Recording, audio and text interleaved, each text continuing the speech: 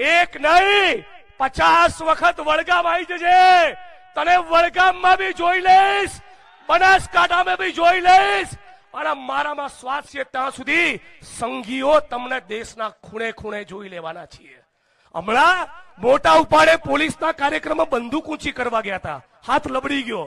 અલ્યા સુરમા ભોપાલી, કેસ્ટો મુખર્જી, આ સીન સપાટા બંધ કર ભાઈ. ગુજરાતમાં દારૂ જુગાર ને ડ્રગ્સનો કારોબાર બંધ કર. આ તમારી ભ્રષ્ટાચારની વૃત્તિના કારણે આપણું ગુજરાત, મારું ગુજરાત, આપણા સૌનું ગુજરાત બરબાદ થઈ રહ્યું છે. 72,000 કરોડનું ડ્રગ્સ દરિયાકાંઠે આવ્યું. ક્યાંથી આવ્યું?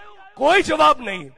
શાળા, કોલેજ, યુનિવર્સિટી, હોસ્ટેલોમાં ડ્રગ્સ પહોંચી ગયું. કેમ પહોંચ્યું? કોણ કમાય છે? એનો કોઈ જવાબ નહીં. અને હવે જ્ઞાનીબેને કીધું એ પ્રમાણે અમદાવાદમાં હમણાં એક પોલીસ કોન્સ્ટેબલે 4 લાફા મારી દીધા મહિલાઓને. અરે શરમ આવી જોઈએ તમને, શરમ. અને આ ફાંકો ફોજદાર, આ સીન સપાટા કરવા વાળા ભાઈ શું કહે છે? પોલીસનો કલમો ચાલ્યો, કોઈનાથી તમે ડરતા નહીં. આ બુટલેગરો કાનપટ્ટા તોડી નાખ્યા 28 પોલીસ વાળાના.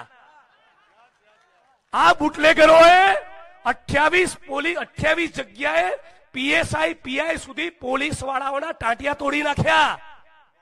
દોડાઈને માર્યા. હમણાં દિયોદરમાં પોલીસ કોન્સ્ટેબલોને માર્યા. ત્રાસ તો તમે જુઓ. સુરેન્દ્રનગરમાં એક પોલીસ ઇન્સ્પેક્ટર ઉપર ગાડી ચડાવી દીધી. આ બુટલેગરોને આટલો ફાટવા ચડ્યો છે, અને એક શબ્દ બોલતા નથી ગુજરાતના મુખ્યમંત્રી અને હોમ મિનિસ્ટર. મતલબ કે ક્યાંક ને ક્યાંક આ પાપમાં એમની ભાગીદારી છે.